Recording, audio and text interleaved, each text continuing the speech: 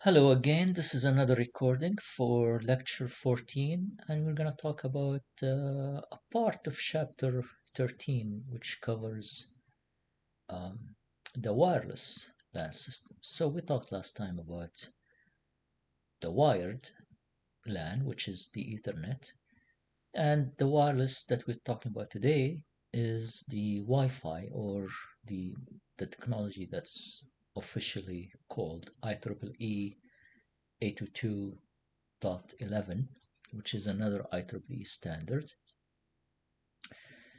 So wireless started as a technology that is not supplemental, right? So it's fun to have, but it's not really relied on that much. For example, um, businesses can use the wireless to connect people in a meeting, right? But not to have it connect to the employees permanently, right? Because the employees need much faster, much more reliable connection, so that they use the Ethernet for that. But the wireless um, is used to supplement the connection and never the main technology. Over the years, the wireless became more reliable, has more bandwidth, more performance, better performance. So it started to become more dominant, right? Especially in the homes, at homes, right? But everywhere else, the wireless, we now businesses trying to go more and more toward wireless because it offers uh, a lot more flexibility than the wired networks. They are allowing mobility. So you have a laptop, you have a phone, you have a tablet, all of these devices, you can use them to connect and be mobile as well, right? Um, it offers flexibility. This means that if I am sitting behind the desk right now and I'm connecting, and then tomorrow I want to move to another location, I don't have to drag wires with me and reconnect the switches or the bridges and rewire the building to allow me to move. I can still move, even if I'm not mobile, but just moving from one place to another is more flexible, right? It's more economical because remember, if I want to connect, let's say, 10 nodes, 10 workstations to a switch, I still need to run wires and I still need to buy a switch, right? To connect another 10 nodes, I may need another switch and I need another set of wires or cables. Cabling is an expensive part of networking that we don't talk about it that much, but it's very expensive part of building a network. With wireless, we don't need that. We need to put a wireless access point in a well positioned location, and that will cover a substantial area in the building that we can connect to. Now, put bandwidth aside because there are always issues with bandwidth and coverage, but it's still um, significantly cheaper than wiring a building and putting switches and putting connections everywhere in a building. Um, Also, imagine buildings where or situations where it's very hard to reach with wires.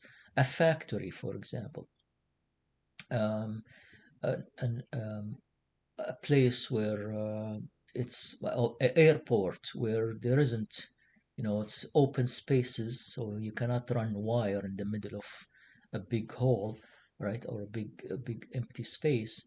So that wireless provides you with the possibility to do the connections in a big empty space stadium, for example, right? So are you going to run wire to every um, person in the audience, right? It's not feasible. So you can use wireless for that.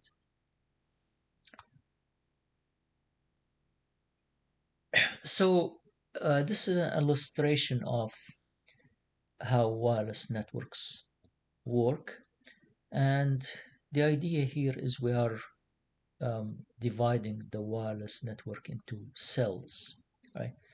And each cell is constructed around something called the control module. The control module is the access point. And the access point here is, as I mentioned before, is a bridge. The simplest access point. Now access points, we buy them, they call them access router or wireless routers and all of that, because they are actually doing more functionalities, right? But the simplest form of a wireless network requires a bridge that has two ports. One goes to the wired network here, and the other one is the wireless. And the wireless can connect to nodes. And that's our basic cell. You can connect two bridges together, right? So now this will be the main, the middle one will be the main control module. And then we have sort of an extension. So you can extend the range of the wireless by connecting two modules here, the user module and the control module. And then behind this bridge, the user module, its wired connection goes to a switch, and then we have nodes connected to that. So if we extend the network further, we can have multiple cells. Each cell is centered around different control module. Now, to prevent overlap, so each cell will use a different frequency. All of these nodes uses a single frequency to talk to the control modules.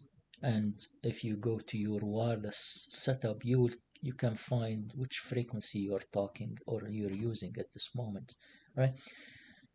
If we have multiple cells, each one has an access point, then the communication between, or it is possible to overlap, and traffic from one cell will collide with traffic from another cell. So we need to maintain separation by choosing different channel for each cell, right?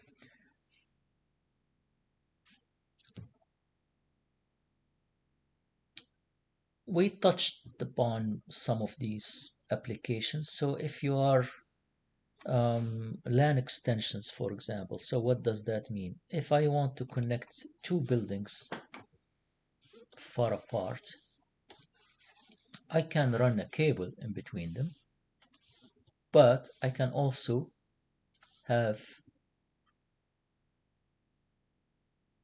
a control module here, a wireless control module here, and a wireless control module here, and connect the two together wirelessly, right?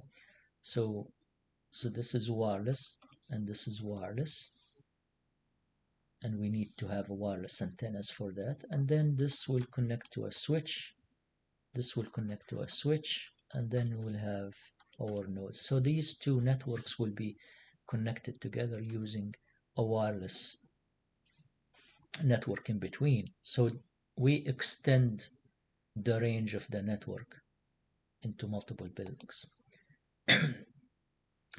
Cross-building interconnection and LAN extensions, this to me it's means the same thing. It's just maybe the LAN extension part means that we let's say we have a building that is wired completely, but I want to extend the network into a small guardhouse outside, right? So now that guardhouse is a little bit further away from the building, but it needs a network connection as well. So we reach it using um, a LAN extension, which is a wireless. Right? Um, Nomadic access, this is the situation where we have people moving around, uh, workers in a factory. They are using handheld devices to input data or to take measurements, and they are moving around. So we cannot attach them to a cable all the time, so we use wireless. And another common wireless application is the ad hoc network.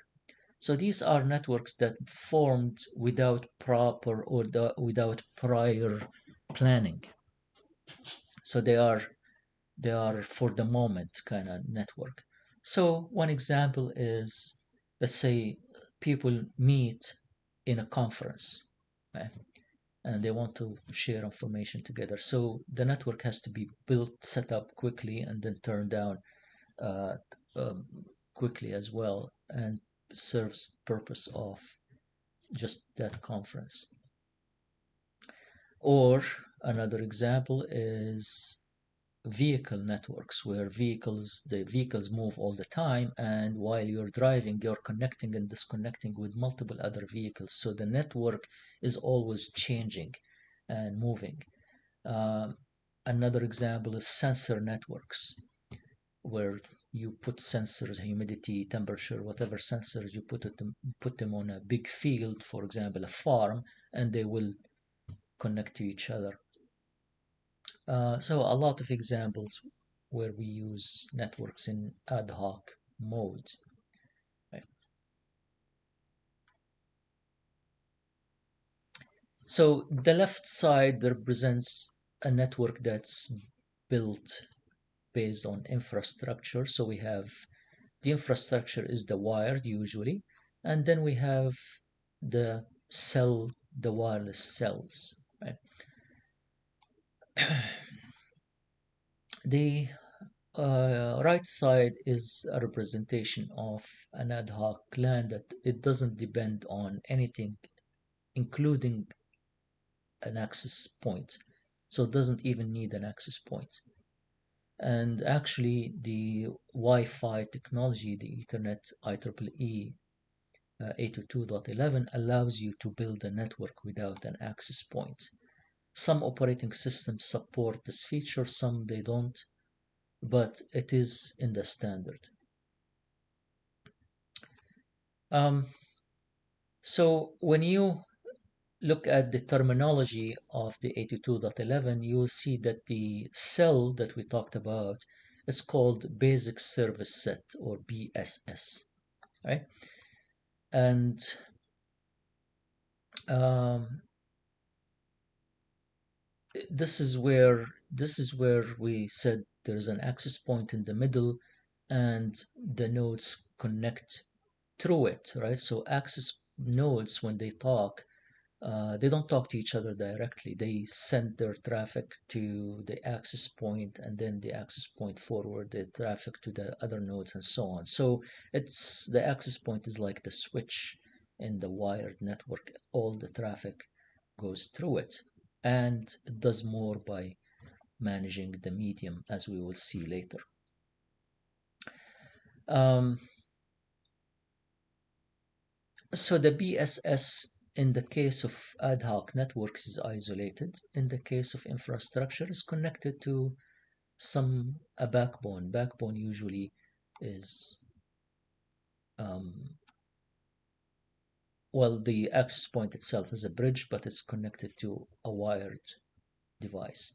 So another representation, um, access point here, this box and this box, and they are connected to the basic the access point um, connects stations. The access point itself could be used as another station, right? So that's why we have this box split in access point and station. Um, in the standard, it says that these access points can connect to each other using a distribution system. The distribution system itself is not defined in the standard, so you can imagine it to be anything else, right? Anything could be a wired network, right? Could be, I think, another wireless network. I don't know. Could be anything. Eventually, however, there is a connection to a wired network, 822.x, or it could be x anything, so it could be another wireless. So the standard describes these components, and the whole system here is called the extended service set. So the whole network, including all the access points and the connection to um, another network, it's called the extended access point. All right, so how do we access the medium? The wireless medium is shared medium, right? Like another shared medium, nodes have to somehow collaborate to share the medium efficiently and without disrupting each other. So, like with the LAN standard, we separate the data link into two layers. So the logical link layer and the MAC layer, and this is the physical layer at the bottom, right? But you see here that we have the MAC layer itself sort of has two layers or two sublayers, and there is a contention free and a contention service. So what does that mean? All right, let's talk about the distributed coordination function, or the DCF, first. So the DCF is like the LAN. It's based also on the carrier sense multiple access. Here, instead of collision detection, we have something called collision avoidance, right? So it's based on something called CSMA/CA. The idea that we need to know so far, it's similar to the LAN. The network will listen to the medium. If there is nothing in it, they will start sending. If there is a collision, they will back off. So the idea is similar, and I'm not gonna go into the details because we already talked about it. So that's what we will call, what the standard called DCF. But if you think about, and we call this the attempt to access the media, is the contention, right? So all the nodes will try to compete to share the medium and send. If you think about this, and one of the issues with the Ethernet and with the Wi-Fi is sometimes these are not, they don't guarantee connection. So yes, we use them all the time and we don't have a problem. We connect to everything. But think about some critical applications, industrial applications or remote control applications, or very critical application that needs, a station needs to send data and guarantee that it arrives to the other side, with the idea that we have to try to send a frame, and then this frame may collide with another frame, so we try to send again, and we send again, and we send again. This means that we don't control the delay. Delay is one of the issues that we don't control in the Ethernet or any of the shared mediums that we discussed, because we may send a packet that depends on how many other nodes in the network and how busy the network is. The packet may get delayed. So the delay is not something that we control. Now imagine industrial applications where we need to send a packet, and we need to guarantee that the packet arrives within a specific amount of time, right? That we cannot use it. We cannot use the Ethernet for it in this case because we don't have a control over the delay. So imagine another scenario where we need to send emergency signal to turn off thing or to turn on thing, and an emergency signal has to reach immediately or within a certain limit of time, rather than, oh, we'll send a signal and we'll see if the network is busy, it may be delayed. That's not acceptable. So to solve this kind of problems, the standard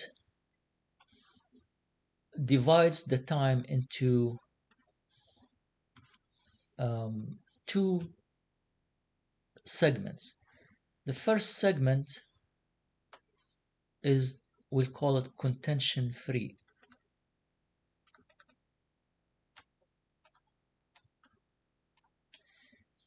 And this segment is controlled by the access point.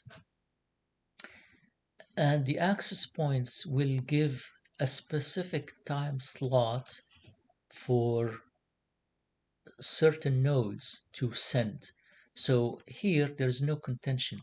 The access points that require the service, they can book a time slot and they will use it to send the information. So this guarantee that the station can always have time to send any emergency or any critical messages. And then the rest of the time, that's where the carrier sends multiple access happen. So this is free for anybody to send their traffic. And then once the cycle is over, it repeats again. So we have contention free period and then contention period after that. So it repeats after. So we have this repeated cycle. So this part, the contention free, we call it point coordination function, and this part we call it distributed coordination function. This is optional, so the point coordination function is not there. So you may not, if you are sniffing the traffic in your wireless network, you may not see it because it's not always, it's an optional, you don't have to have it, but you can set up your wireless to use this if you have critical applications that, and also your endpoints, your station has to implement that as well. So for some critical applications, we can use the Wi-Fi to guarantee traffic arrives within specific limits on delay. Right, so that's all for this short presentation, and I will talk to you in the next recording.